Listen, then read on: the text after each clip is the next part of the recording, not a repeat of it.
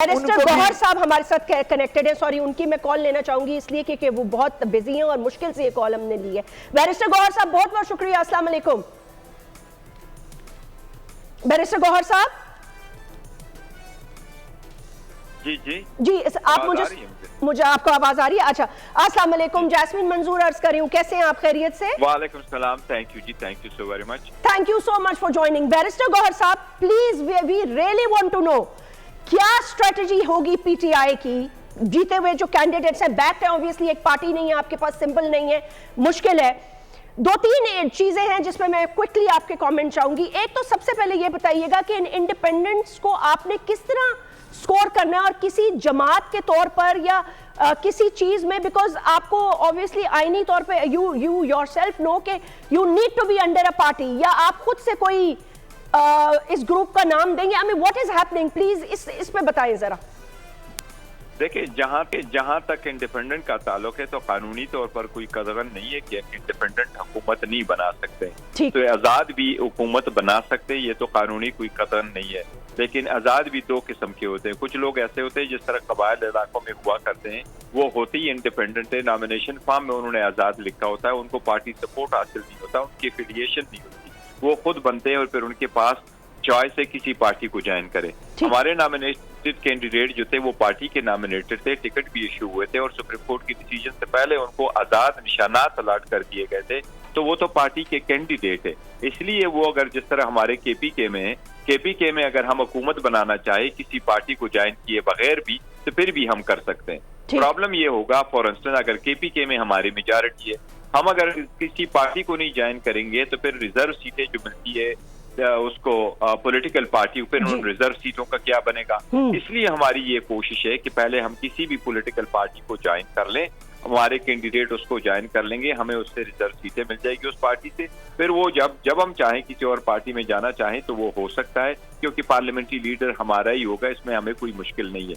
तो ये तो है उसका हमें जो मुश्किल हुकूमत साजी में हमें किसी पार्टी को ज्वाइन होने से पहले या बाद में कोई मुश्किल नहीं है कानून साजी उसमें हुकूमत साजी। ये तो आपने केपी का बताया, लेकिन अगर आप वफाक की बात करते हैं तो फिर किस जमात से जुड़ेंगे आप, अगर आपने वहां भी रिजर्व सीट्स सिक्योर करनी है?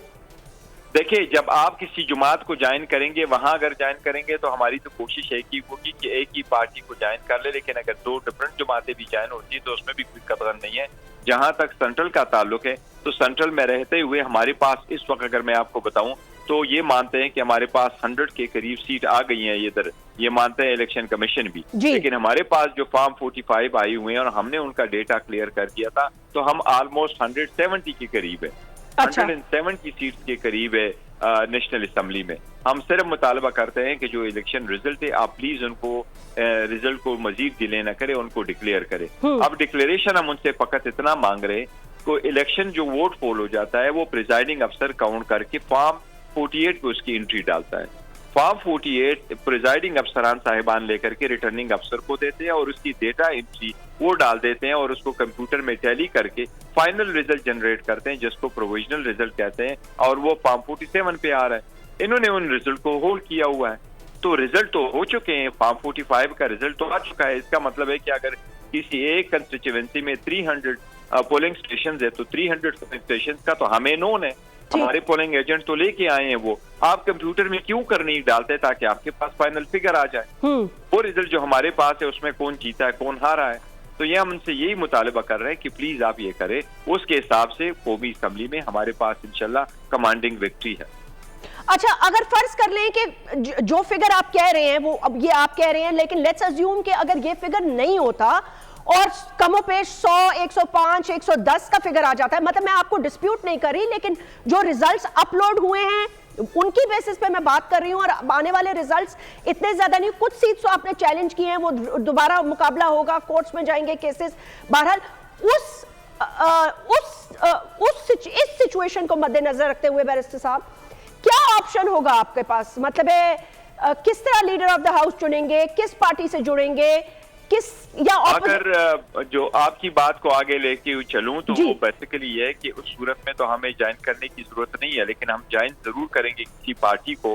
वो पर्पज आप जिस तरह मैंने पहले भी बता लिया, हम हुकूमत को ज्वाइन करेंगे, पार्टी को ज्वाइन करेंगे for the purpose of getting the reserve seat, वो हम ज्वाइन करेंगे। हमारी पहली प्रायोरिटी यही है कि हम आनवरोन हुकूमत बनाएं वफाक में, पीपल्स पार्टी के साथ, वफाक में पीपल्स पार्टी के साथ और PMLN के साथ हमारा इत्तेहाद मुश्किल नजर आ रहा है।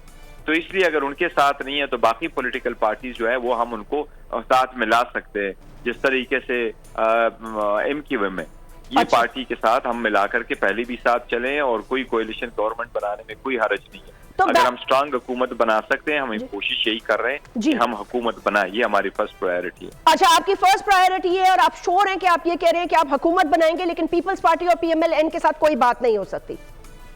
ये कोएलिशन बन सकती है या कोई बात हो सकती है। अच्छा, अगर हुकूमत ना बना सके तो क्या सब ऑपोजिशन में बैठेंगे और तगड़ी ऑपोजिशन करेंगे? ये बिल्कुल, वो तो सही है, डेमोक्रेटिक प्रोसेस ऐसा है, हम उसको बिल्कुल जरूर करते हैं, हमारा रिजर्व रखते हैं। पहली ये है कि हमारे पास मेजॉरिटी है, मैंने आज भी कहा है कि उस मैंडेट का एहतराम किया जाए। अगर आगे की तरफ बढ़ना है, ये सब कुछ भूल करके आगे बढ़ना है तो फिर एहतराम करेंगे तो आगे बढ़ सकते हैं। लेकिन इन एनी केस ये ऐसा कोई नहीं है कि जी हम वो इन मास रिजिग्नेशन करेंगे या पार्लियामान को नहीं ज्वाइन करेंगे, नहीं, ये हम जरूर पार्लियामेंट को ज्वाइन करेंगे और आगे चलेंगे। तो फिर आपका PM का कैंडिडेट कौन होगा? PM के कैंडिडेट पे तो अभी फैसला होगा, लेकिन जो इमरान खान साहब डिसाइड करेंगे वही कैंडिडेट होगा। अभी तो फिलहाल कुछ भी डिसाइड नहीं हुआ। बहुत बहुत शुक्रिया, बैरिस्टर गौहर साहब से गुफ्तगू कर रहे थे। उन्होंने सब्सक्राइब करें और बेल दबाएं ताकि कोई खबर रह न जाए।